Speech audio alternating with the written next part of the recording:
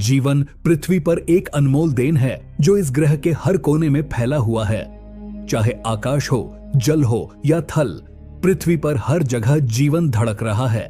पृथ्वी के सबसे जटिल प्राणियों में से एक हम इंसान आज इस ग्रह पर अपना वर्चस्व रखते हैं। पृथ्वी की बाकी सभी प्रजातियां अभी भी अपना भोजन ढूंढकर खाने में मग्न हैं, लेकिन हम इंसान सारी बेड़ियों को तोड़कर दूसरे ग्रहों पर भी जाने की क्षमता रखते हैं।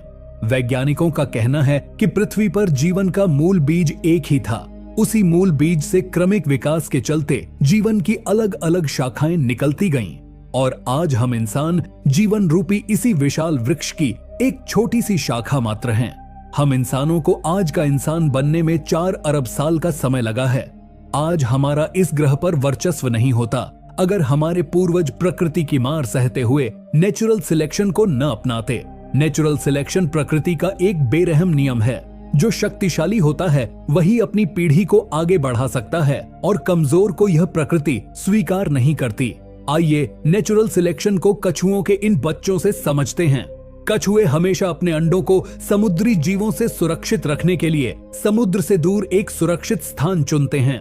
वे रेत के नीचे अपने अंडों को गाड़ देते हैं ताकि जमीन पर मौजूद कोई जानवर उनके अंडों को न खा जाए। जब ये अंडे विकसित हो जाते हैं और इनसे नन्हे कछुए बाहर निकलते हैं तो प्रकृति अपनी बाहें फैलाकर उनका स्वागत करती है।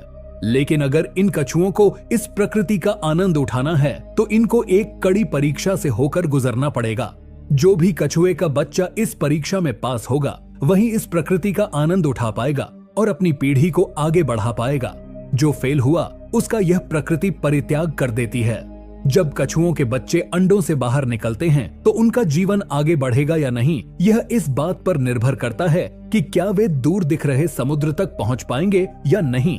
प्रकृति की कठिन परीक्षा शुरू होती है। नन्हे कछुए समुद्र की ओर दौड़ लगाते हैं, लेकिन आसमान में उड़ते पक्षी कब से इन नन्हे बच्चों को अपना भोजन बनाने की ताक में थे। आज इन पक्षियों को अपना शिकार मिल गया है और वे कछुओं के बच्चों पर हमला कर देते हैं। अब इन नन्हे बच्चों को अपनी मंजिल तक पहुंचने के लिए बहुत तेज दौड़ना होगा।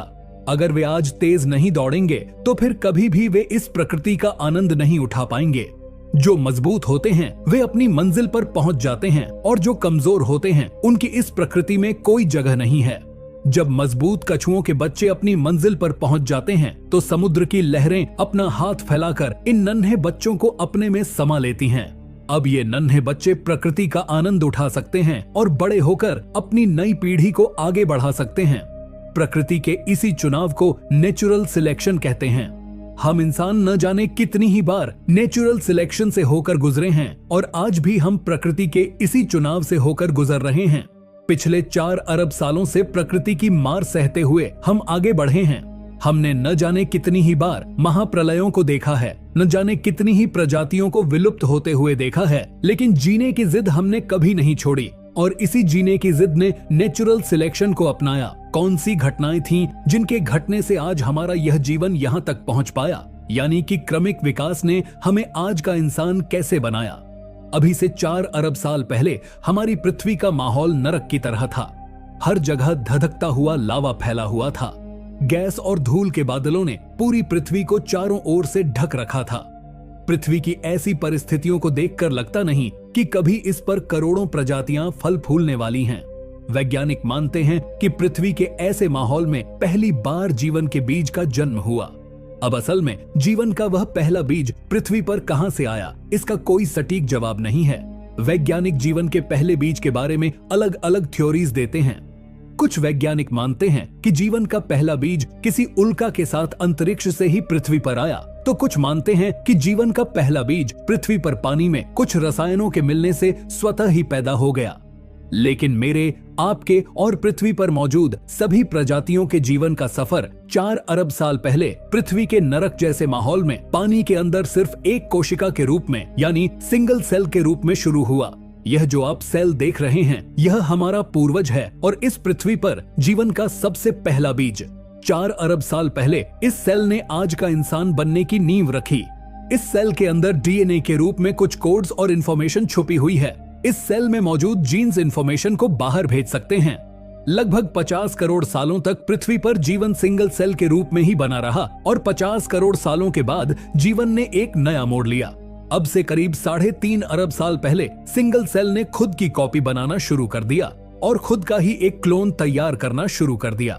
यह एक अद्भुत घटना थी, क्योंकि एक सेल का खुद का क्लोन बनाने से जीवन का एक नए रूप में फिर से नया जन्म हो सकता था और पुराने सेल एक नई पीढ़ी को जन्म दे सकते थे।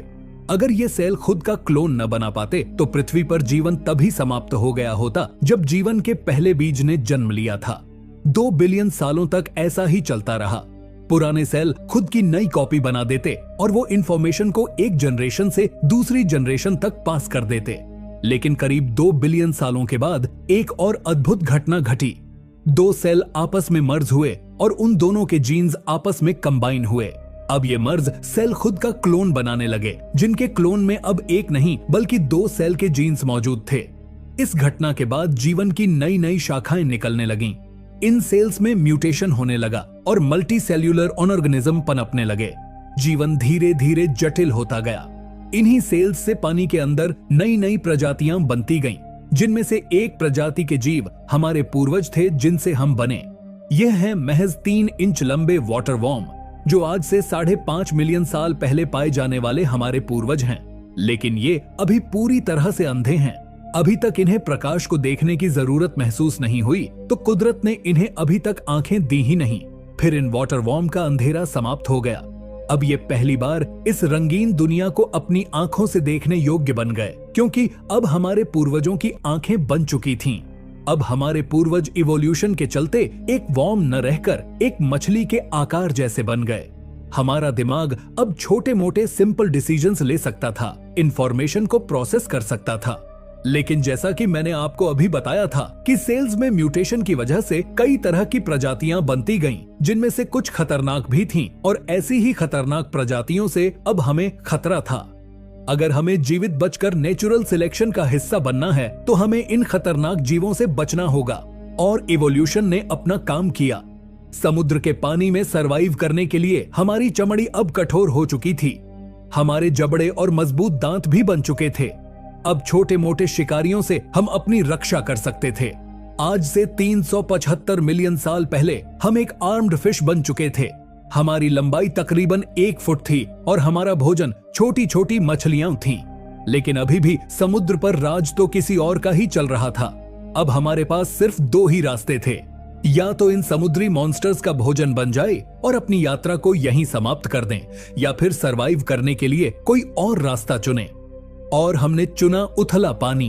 उथले पानी में समुद्री मॉन्स्टर्स नहीं आ सकते थे, लेकिन यहाँ पर भी एक समस्या थी। यहाँ पर ऑक्सीजन की कमी थी